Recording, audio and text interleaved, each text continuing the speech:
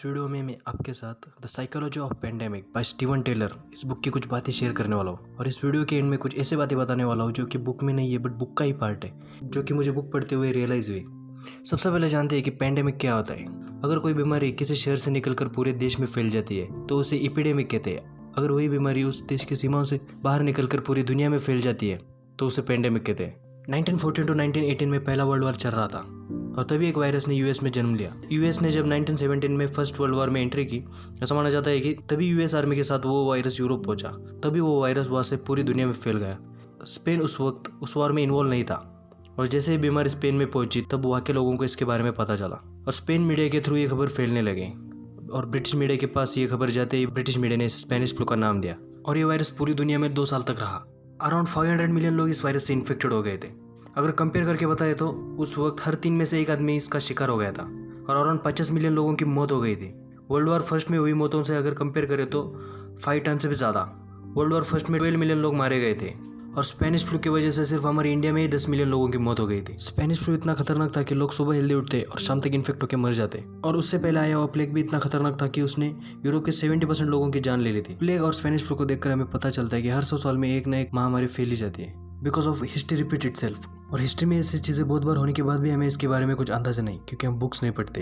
अगर हम बुक पढ़ते तो इन बातों का पहले से हमें अंदाजा हो चुका होता और आपको यकीन नहीं होगा कि किसी इंसान ने अपने बुक में सारी की सारी बातें पहले से लिखी है जो कि आज हमारे साथ एग्जैक्ट वैसे हो रही है। जब मैं बुक पढ़ रहा था तो मुझे रियलाइज हुआ कि बिल्कुल वैसी की वैसी चीज़ें आज भी हमारे साथ हो रही है। जैसे कि ऑथर बताते हैं 1918 में जब स्पेनिश फ्लू आया था तब सब कुछ थमसा गया था। स्कूल, कॉलेजेस, थिएटर्स और किसी भी तरह की सोशल गैदरिंग, ज़्यादा लोगों का इकट्ठा मिलना, सारी चीज़ें थम सी गई थी। स्पेनिश फ्लू को कोरोना के साथ कंपेयर करें तो स्पेनिश फ्लू बहुत ही खतरनाक था क्योंकि स्पेनिश फ्लू का डेथ रेट 1/3 था और कोरोना का अराउंड 3%। चलिए बुक के कुछ इंपॉर्टेंट पॉइंट देखते हैं। फर्स्ट, पेंडेमिक रिलेटेड स्ट्रेस, मतलब जैसे कि ऐसी चीज़ें जो पेंडेमिक में स्ट्रेस पैदा करती है।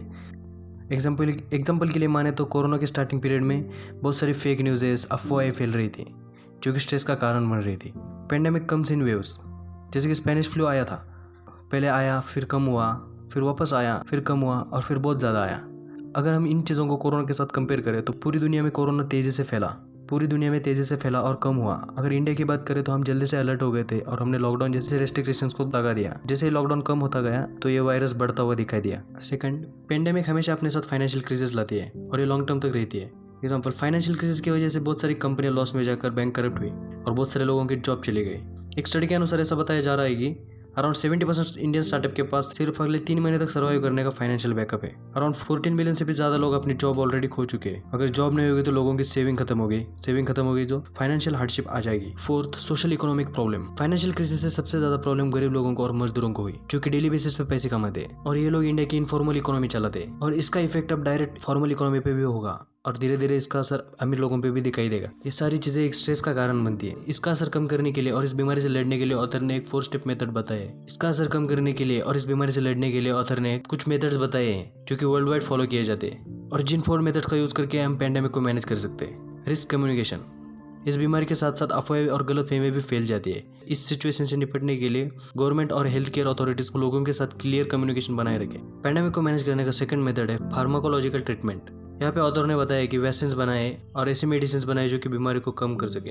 एक्चुअल में देखा जाए तो वैक्सीन जब बनाई जाती है तो वो 90% के फेलियर के साथ ही बन जाती है और वो बहुत ही टाइम कंज्यूमिंग होता है। वैक्सीन बनाने में इतना टाइम नहीं लगता बट टाइम तो लगता है कि वो उसे यूज़ करके वो सही में काम कर रहा है या नहीं ये देखने में टाइम लगता है, इसलिए ये बहुत टाइम कंज्यूमिंग काम होता है। और तो और वो बन जाएगी तो भी इनसफिशिएंट सप्लाई के प्रॉब्लम के साथ आती है जो कि सही तक लोगों तक नहीं पहुंचती और पहुंच भी जाए तो मैक्सिमम लोग उसका यूज भी नहीं करते। इस बुक में ऑथर ने थर्ड मेथड बताया कि हाइजीन प्रैक्टिसेस, जैसे कि N95 रेस्पिरेटरी मास्क का यूज करें, बार बार हाथ धोना, सैनिटाइजर का यूज करना और खांसते या छींकते वक्त रुमाल या अपने एल्बो से फेस कवर करना। बिल्कुल ऐसी चीजें स्पेनिश फ्लू के टाइम हुई थी। मेथड नंबर 4, सोशल डिस्टेंसिंग बहुत ही इंपॉर्टेंट रोल प्ले करती है वायरस को फैलने से रोकने में।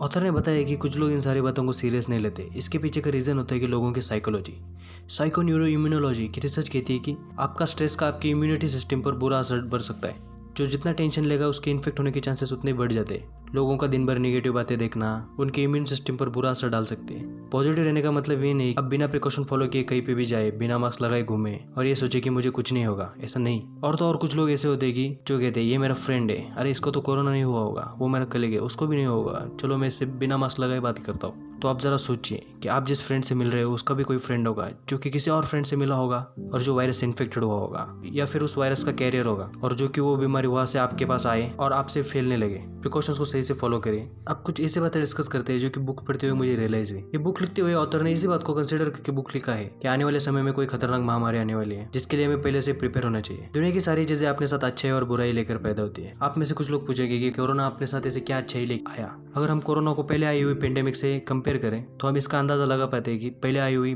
पेंडेमिक्स कितनी खतरनाक थी कंपेयर टू कोरोना। अब हमें इसका भी अंदाजा आया होगा कि अच्छी मेडिकल सिस्टम का होना कितना जरूरी है। कुछ स्टार्टअप फाउंडर्स सोच रहे होंगे कि अब सब कुछ खत्म हो गया, हमें पोस्टपोन करना पड़ेगा, अब थोड़े दिन रुकना पड़ेगा। और तो और कुछ लोग ऐसे हैं जिन्हें इस पेंडेमिक के दौरान भी कुछ अपॉर्चुनिटीज दिखी और उन्होंने इस पर काम करना शुरू भी कर दिया। और तो और मलेशिया को 3 नए बिलियनर भी मिल गए जो कि रबर इंडस्ट्री के रिलेटेड थे। अकॉर्डिंग टू न्यूज़ बहुत सारी विदेशी कंपनियां फ्यूचर में इंडिया के पास आ रही है और वो इंडिया में अपनी कंपनीज बना रही है। तो इससे हमें ये भी पता चलता है कि इंडिया का फ्यूचर तो बहुत ब्राइट है। अगर ये वीडियो आपको अच्छी लगी तो सब्सक्राइब कीजिए और बेल दबाकर नोटिफिकेशन भी ऑन कर दीजिए। और अपने फ्रेंड्स, रिलेटिव्स और फैमिली में किसी की केयर करते हो और आपको लगता है कि इंपॉर्टेंट बातें उन तक पहुंचे तो उनसे ज़रूर शेयर कीजिए।